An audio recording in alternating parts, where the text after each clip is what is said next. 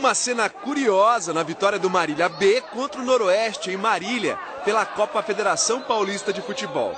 Frequentador habitual dos estádios, um quero-quero, não se contentou apenas em assistir ao jogo e roubou a cena. Quando se pensava que o perigo tinha passado, olha quem estava de volta. A marcação em Da Silva foi tão apertada que o juiz resolveu encerrar o primeiro tempo antes da cobrança do escanteio. O Marília venceu a partida por 3-1.